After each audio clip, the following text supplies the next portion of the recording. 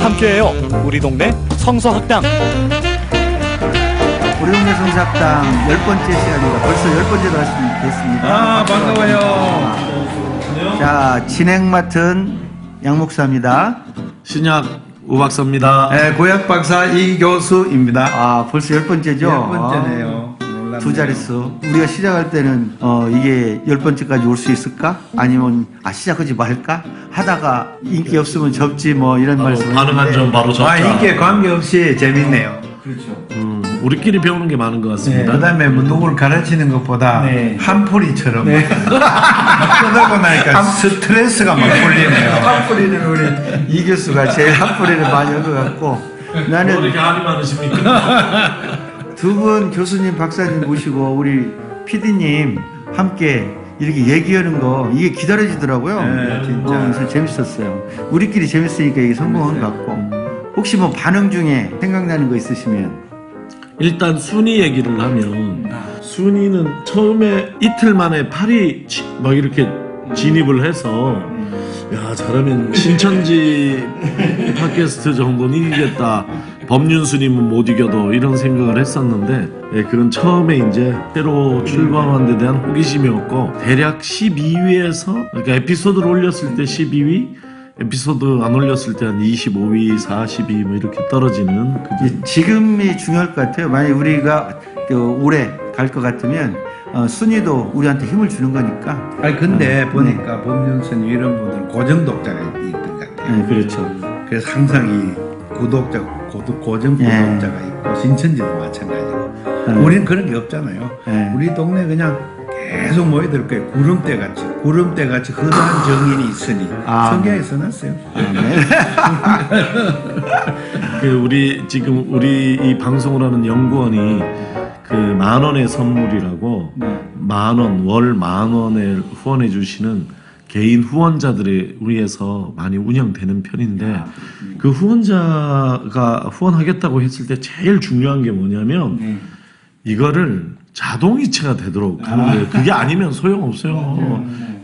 잊어버려서 까먹어요. 그러니까 그 마음이 없어서가 아니라. 근데 이것도 마찬가지 같아요. 우리가 독자층은 상당히 지금 많은 분들이 우리 방송을 듣고 있는데, 중요한 건 구독 신청을 그게 자동이체 같은 거예요. 그렇구나. 근데 구독 방법을 신청 좀 구체적으로 좀 알려주실까요? 구독 신청을 하시려면 팟빵 시옷 들어가는 팟빵 앱을 설치하시고, 안드로이드, 애플 다 있습니다. 그 다음에 거기 검색창에 우리 동네 성서학당 이렇게 쳐주시면 우리 동네 성서학당이 나오는데, 거기에 개별 에피소드 말고 제일 첫 번째 그림을 클릭하시면 우리 동네 성서학당에 들어가고 구독을 누를 수 있어요. 문제는 진짜 이게 귀찮아서 이것 때문에 안 하시고, 이걸 어떻게 하는지 모르는 분도 많은데, 로그인을 해야 돼요. 로그인. 로그인. 그러니까 팟빵 계정을 만들고 로그인을 해야 구독 신청이 가능합니다. 그런데 우리가 지금 이 늦은 밤에 이 고생을 하고 있는 것을 생각할 때 그런 정도는 힘들지만 좀 수고해 주시면 감사하겠네요. 듣는 것만 하지 마시고 바로 구독 신청. 구독 신청 하시는 분은 저도 여기서 실천 하나, 솔직히 고백하고 실천 하나를 하면, 안 했구나. 나도 구독 신청을 안 했을 뿐만 아니라 우리 교우들이나 주변 분들한테 많이 안 알렸어요. 왜? 자신이 없어서. 그런데 이제 좀 자신이 붙은 것 같고, 또 자신이 문제가 아니구나, 이렇게 함께 나누는 게 중요하구나, 이런 또 겸손한 마음도 생겼습니다. 왜 우리가 순위에 집착하냐면, 이거 전혀 뭐 혹시라도 착각하실까봐 돈 되거나 뭐 그런 건 전혀 아니고, 우리가 한 10위 안에 머물러 있어야 그래도 우연히, 그러니까 우리를 알아서 듣는 것이 아니라 우연히 이 팟캐스트가 노출돼서 더 많은 사람들에게 영향을 끼칠 수 있다. 그런 마음에서 우리가 10위 안에, 종교 분야 10위 안에 좀 머물러 있으면 좋겠다, 그런 생각입니다. 도와주십시오. 부탁드립니다. 우리의 코너 양 목사 생각, 구약 신약 발제, 내용 있게, 그리고 시의적절하게 열심히 하도록 합시다. 우리 팟빵에 구독 신청하는 사람들은 남다른 사람이에요. 좋아요. 그게 다예요? 존경하고 싶고 만나고 싶고.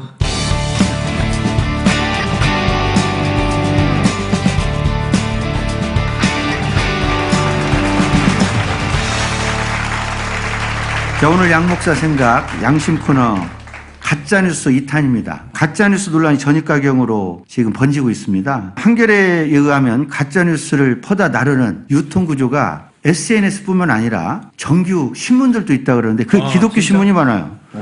국민일보, 크리스천 투데이, 국민일보, CTS 이런 기독교계 일간지하고 정규 방송들도 가짜뉴스를 20개 중에 16개를 퍼다 날렸다는 거예요. 그러니까 조선일보가 가짜뉴스 퍼다 나르는 거랑 똑같네요. 그렇죠, 그렇죠. 그래서 급기야 이 가짜뉴스에 대한 정부의 강력 규제 방침이 발표되고 표현의 자유와 관련해서 자유한국당 등의 보수 진영은 이걸 재갈 분리라고 반대하고 있어요. 이 가짜뉴스에 대한 정의도 발표됐습니다. 가짜뉴스가 도대체 뭐냐? 정의는 허위 사실을 진짜로 오인하게 하는 가짜 정보라고 하는 측도 있고 정치 경제적 이익을 위해서 왜곡된 사실을 언론 보도로 오해하게 하는 것. 이게 언론 정보학회이나 정치권에서도 이런 것들을 얘기하고 있고요. 이 원인을 양 목사 생각은 기존 언론의 권위가 현저하게 떨어진 것도 이 가짜뉴스가 창궐하게 되는 원인 중에 하나로 저는 봅니다. 페이스북이나 포털 그리고 유튜브 개인 방송 팟캐스트 등 우리가 진행하는 팟캐스트 등이 발달하면서 기존 정통 언론이라고 하는 그런 부분 외에 나머지 언론들이 언로가 많이 공중파 소위 말해서 발표됐죠. 그래서 이 가짜뉴스의 소비자층이 주로 어딘지 아십니까? 그 연구된 바로 가짜뉴스의 소비자층은 정치적인 소외계층이라 그래요. 그래서 이 과거에 혹시 유비통신이나 들어보셨어요? 카드라통신 이게 정치적인 억압 상황에서 언로가 막혀 있을 때 유비통신 등 유언비어 얘기가 많이 나오는데 이것과 연결해서 연구가 많이 진행되는 것 같아요. 그런데 다른 점은 그때는 정치적 억압 상황이라는 거.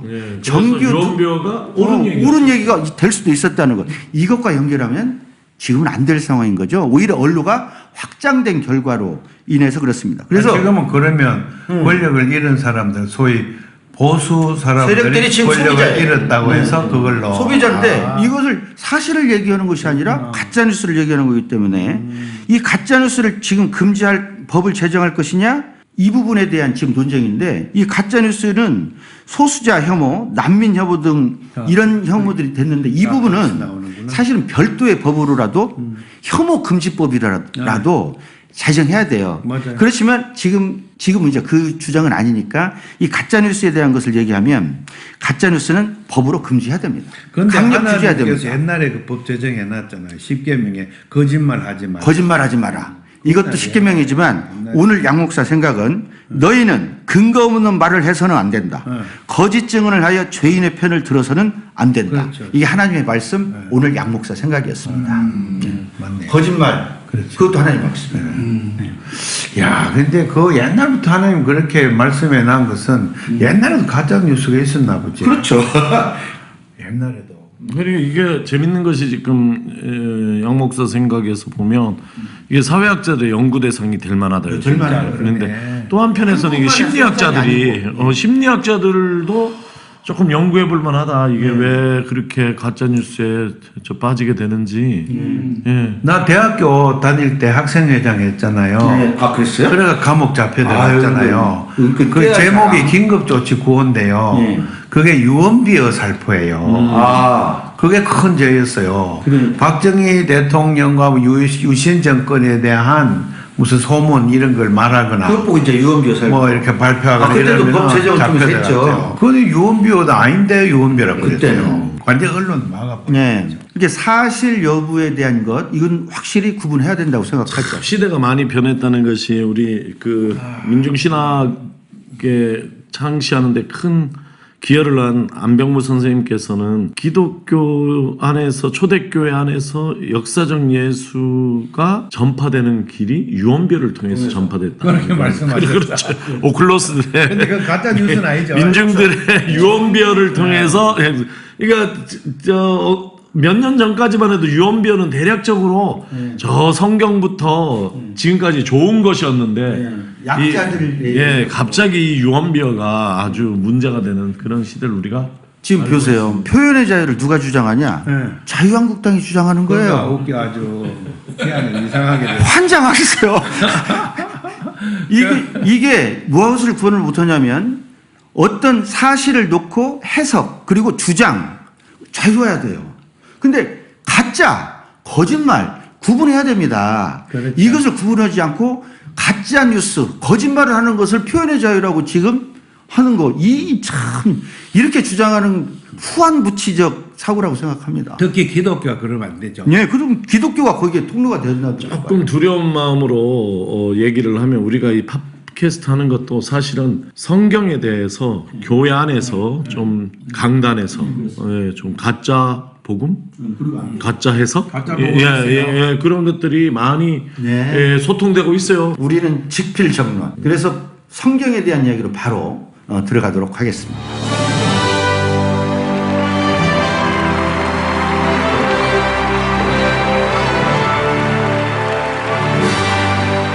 자, 오늘 시작발제 우박사 기대합니다. 신약이구나.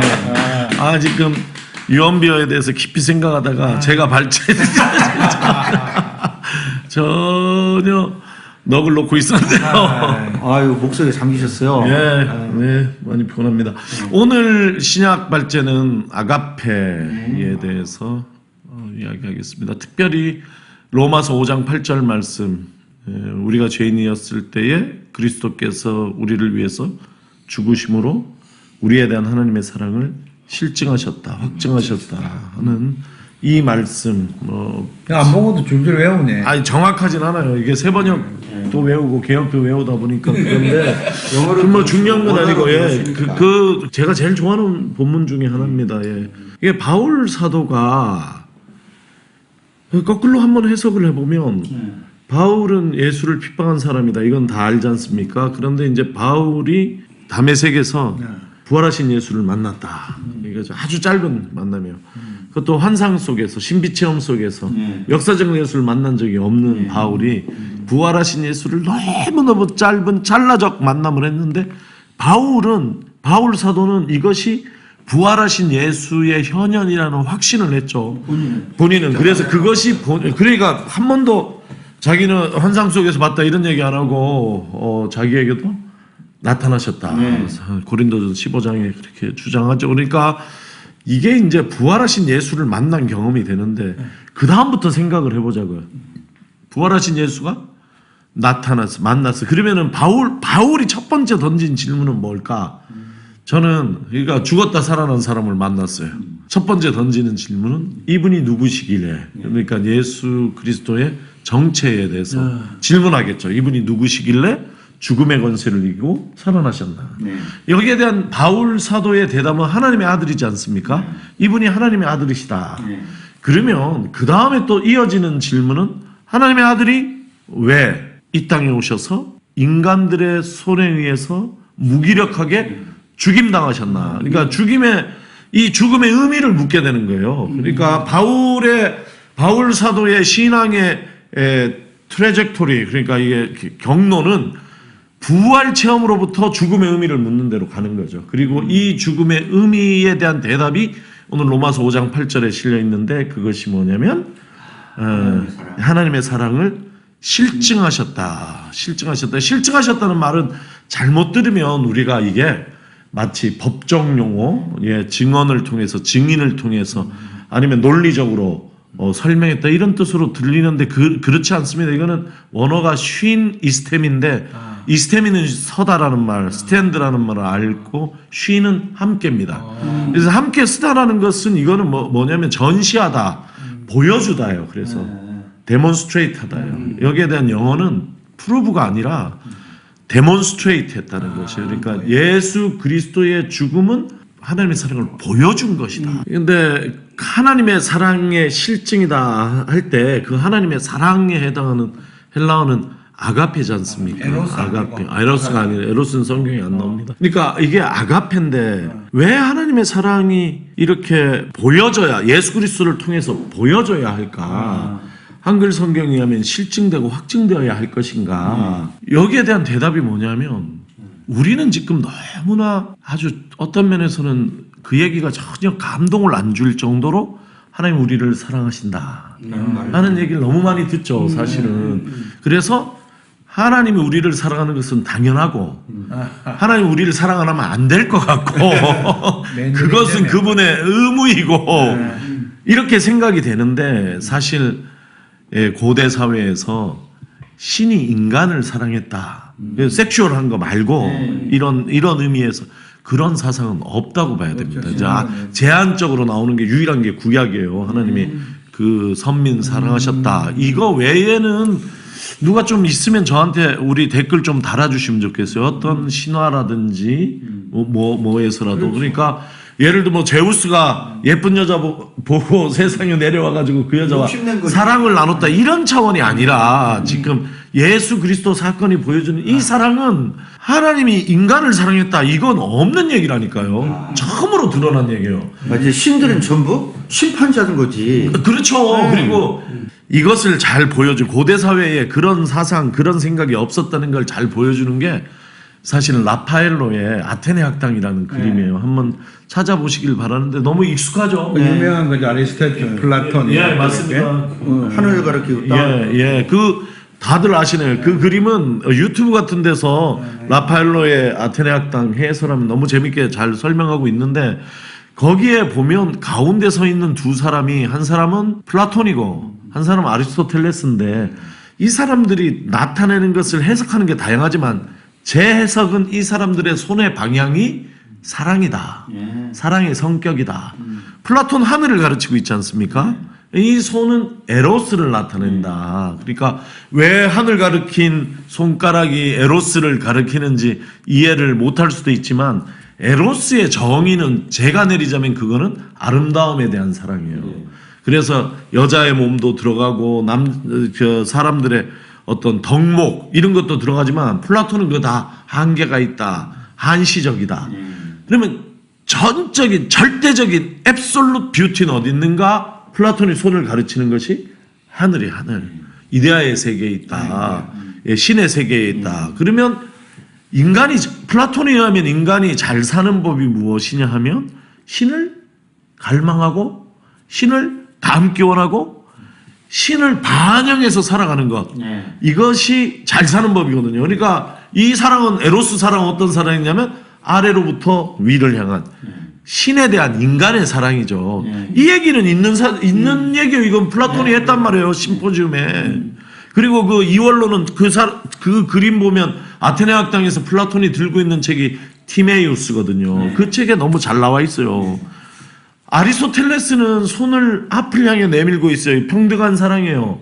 이거는 필리아예요. 필리아. 예, 이거는 더 설명할 거 없을 것 같아요. 신을 전제하지 않은 세계관 안에서 윤리적인 이것을 나타내는 거예요. 그러니까 사랑에 대한 언어가 우리가 보통 세 가지를 알고 있는데 아테네 학당에 드러난 사랑에 대한 언어는 두 개밖에 없는 거예요. 뭐가 배웠냐면 아가페가 배웠다.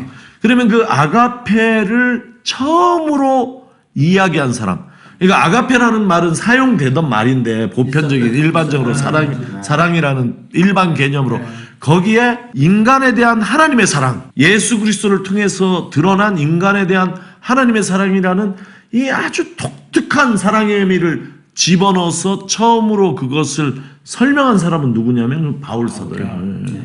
바울 사도예요. 그래서 이 아가페 사랑이라는 것이 예수 그리스도를 통해서 드러났고 바울 사도를 통해서 설명되어졌다. 이것이 복음이다.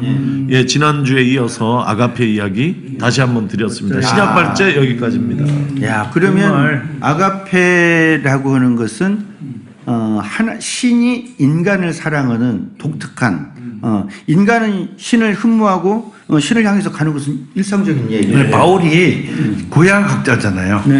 바울 시대는 신약이 없으니까. 바울은 어릴 때부터 가말리엘 문화에 진짜 정통 구약을 배웠는데 그게 예수 그리스도라는 걸 그때 확 깨달은 것 같아요. 뭐가 그랬어요? 왜냐면 헤세드 하나님의 사랑. 헤세드 사랑은 하나님의 변함없는 인간에 대한 사랑이에요. 아브라함이 실수해도 사랑하시고 야곱이 실수해도 사랑하고 그렇게 해서 그게 유대인들은 그걸 몰랐죠.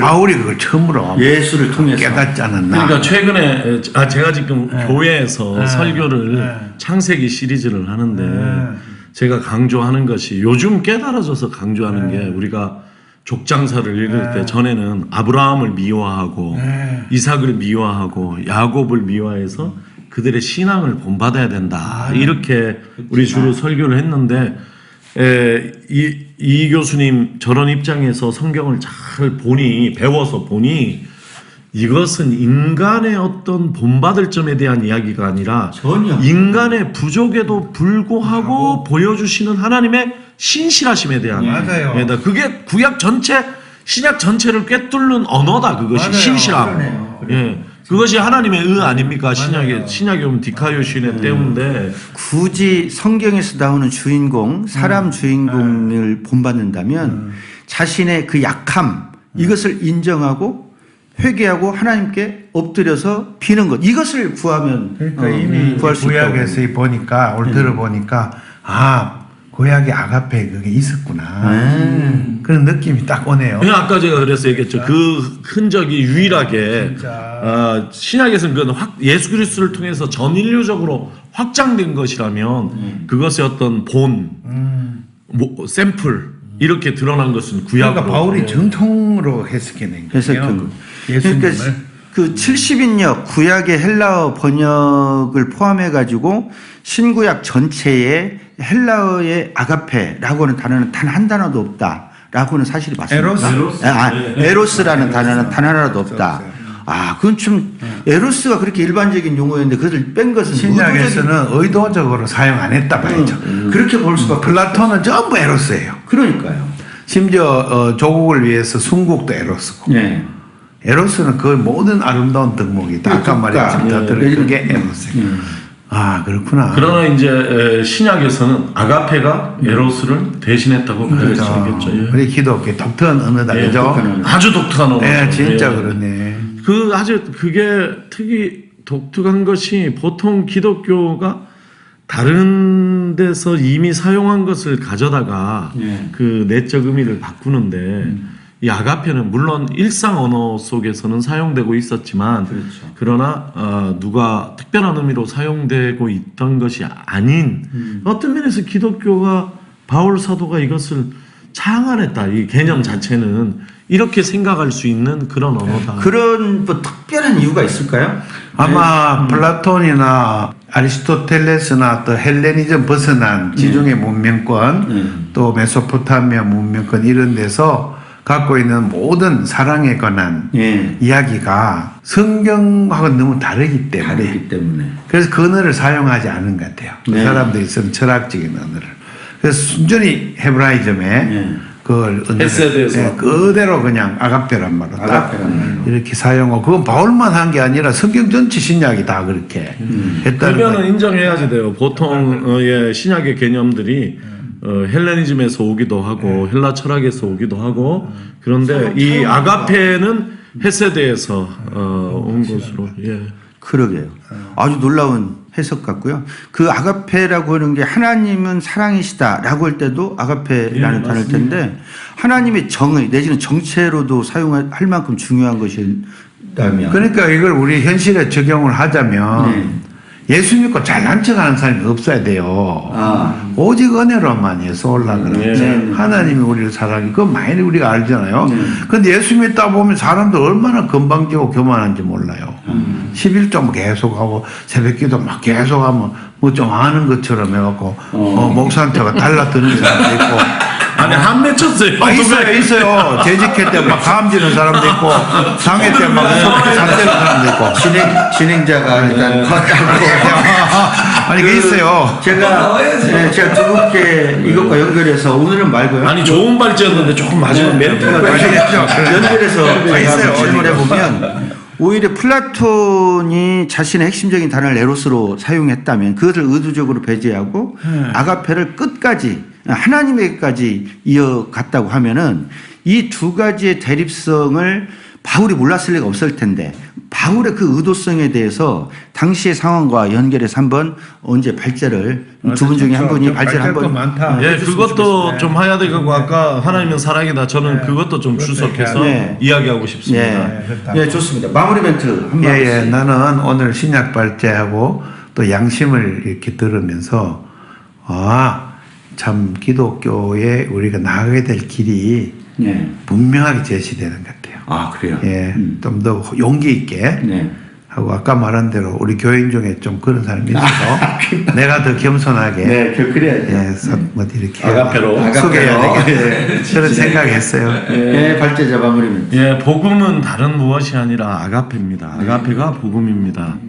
예, 우리가 이면을 놓쳐서는 안 되고 예, 복음을 영접한 사람은 단지 구원의 확신만 가지고 천국 가는 날을 기다리고 사는 것이 아니라 복음을 살아내야 된다. 아가페를 살아야 된다. 예, 이런 것이 예, 성경 말씀 속에 있는 것을 우리가 좀 깨달아갈 수 있으면 좋겠습니다. 아, 오늘 이 교수, 우 박사, 우리 피디님 아가페 합니다. 감사합니다. 귀여웠어요.